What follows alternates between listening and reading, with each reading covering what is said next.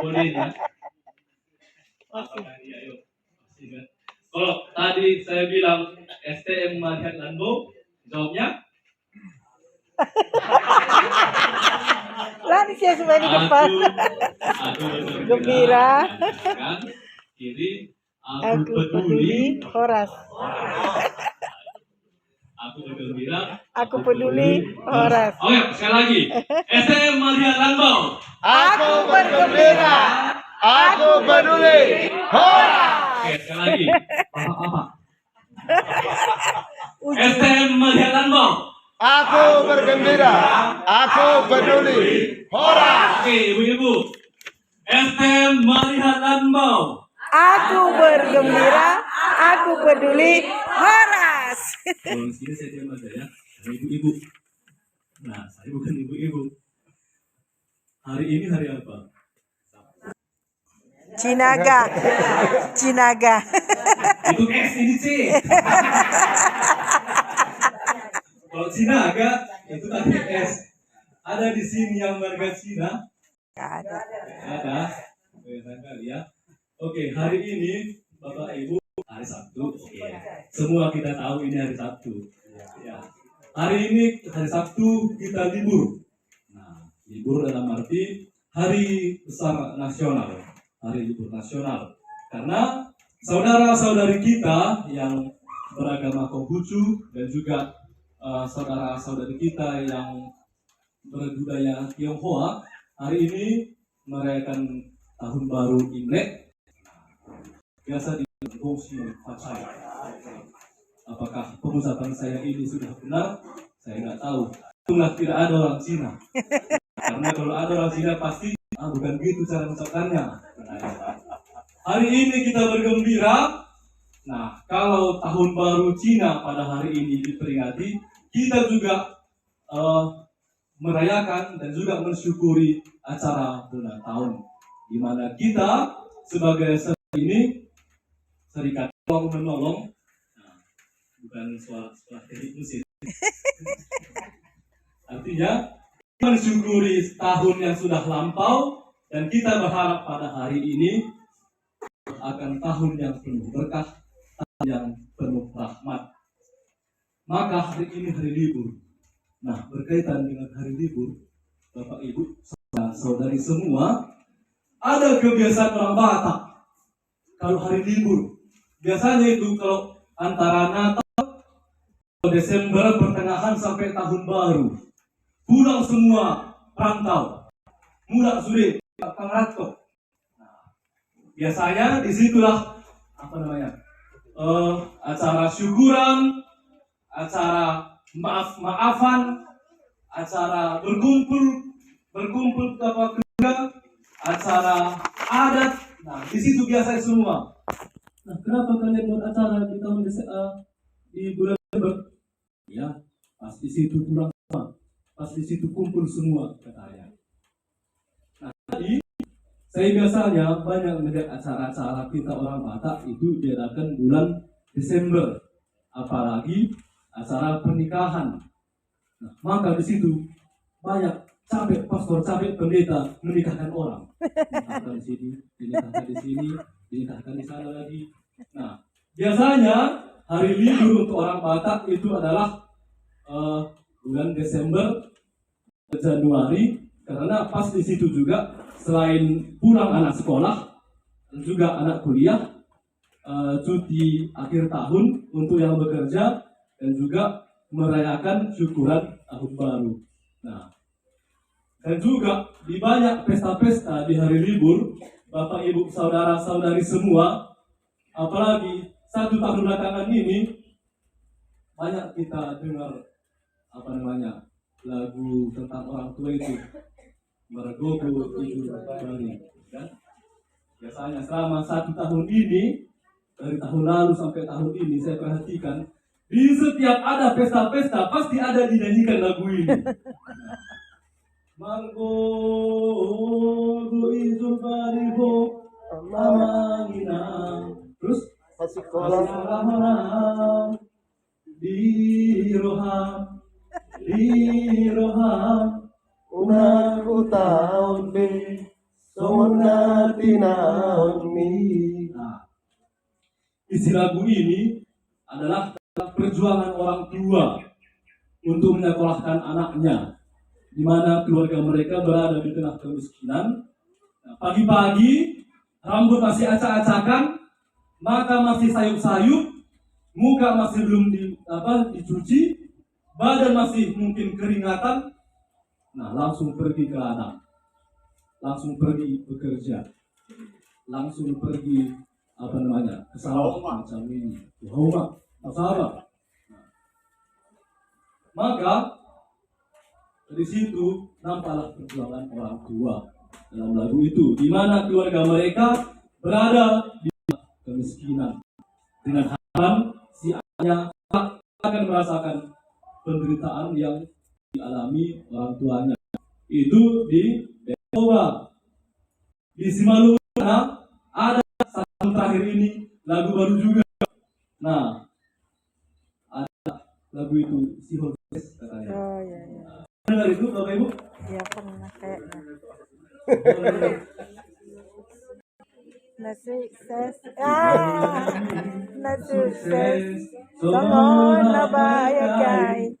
Mal mobil mewah jalan langga malu sahabat.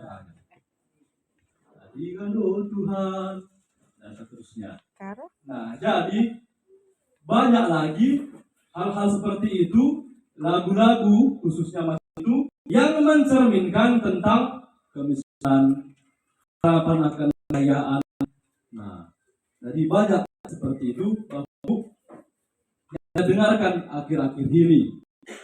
Dan sebenarnya dari tahun-tahun kemarin pun banyak juga. Nah, Bapak Ibu, saudara-saudari yang terkasih, dalam bacaan Injil sudah kita dengarkan tadi tentang orang kaya dan ada orang pengemis yang miskin, namanya adalah Lazarus.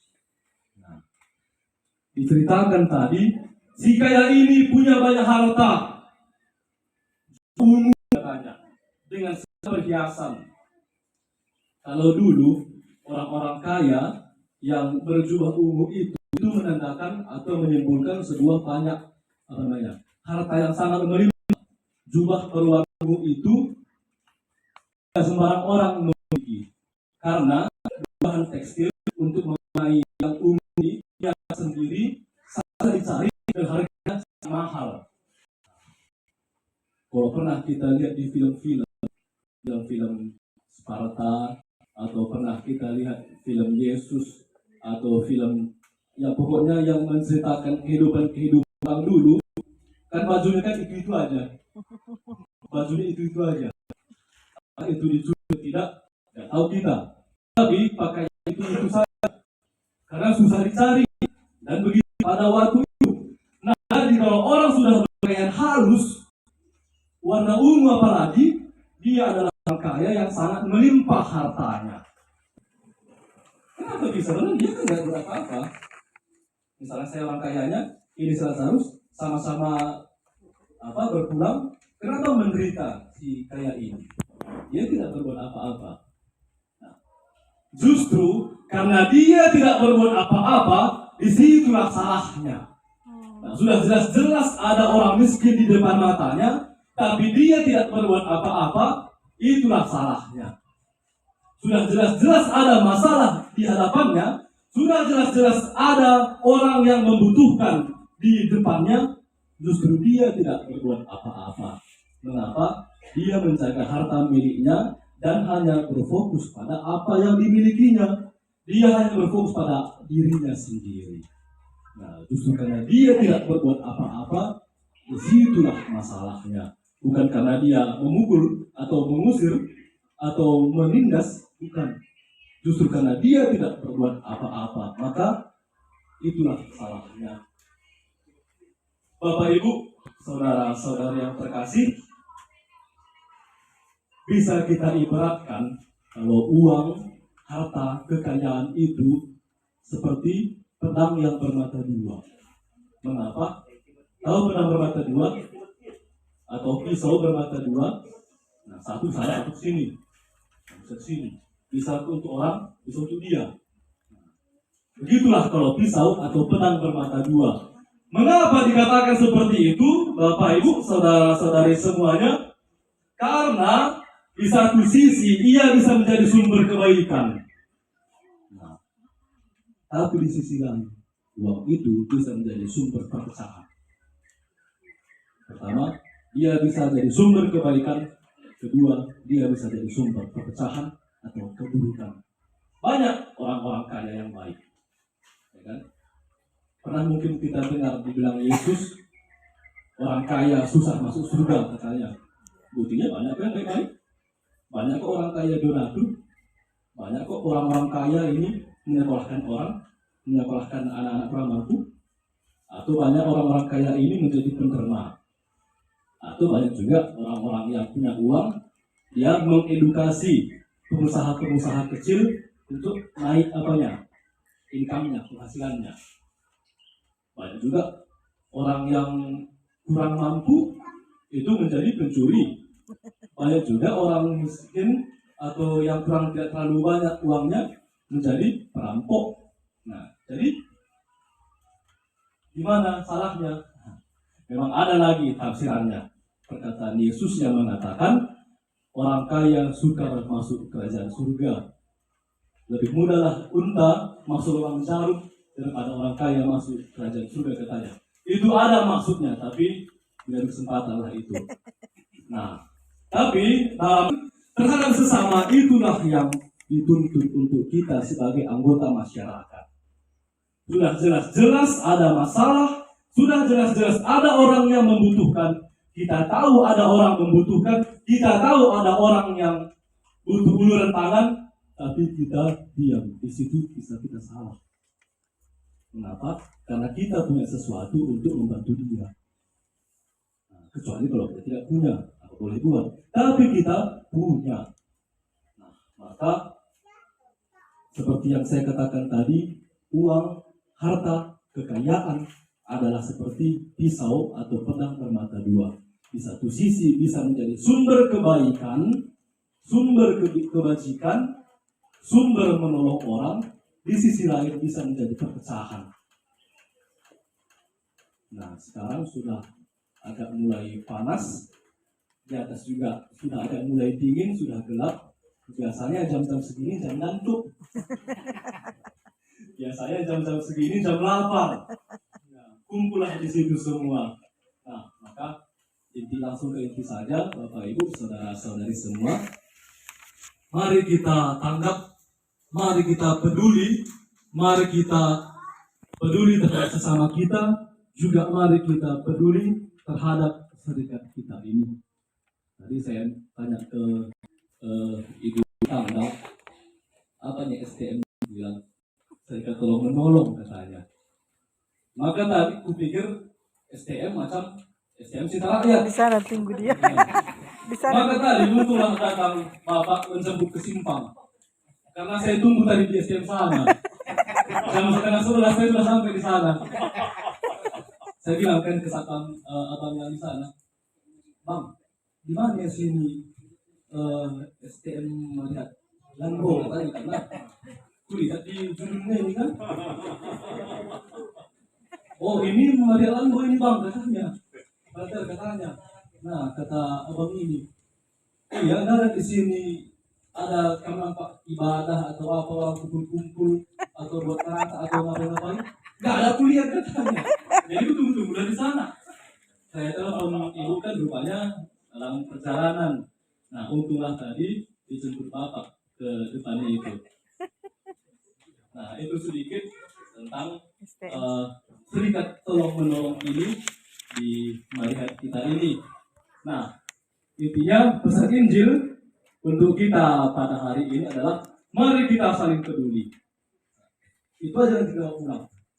Mari kita saling peduli terhadap sesama kita, di lingkungan kita, untuk tetangga kita, di keluarga kita, kalau dalam hal ini di serikat kita ini. Juga kita peduli terhadap negara kita ini. Nah, di awal tadi sudah saya katakan tanggal 14 adalah pemilu. Yakin saya yakin saya Bapak Ibu semua masing-masing kita sudah punya pilihan masing-masing, gitu kan? Ya mungkin ada yang pilih Anies, ada yang pilih Prabowo, ada yang pilih Ganjar. Ya, kita masing-masing punya pilihan. Nah, tapi di sini saya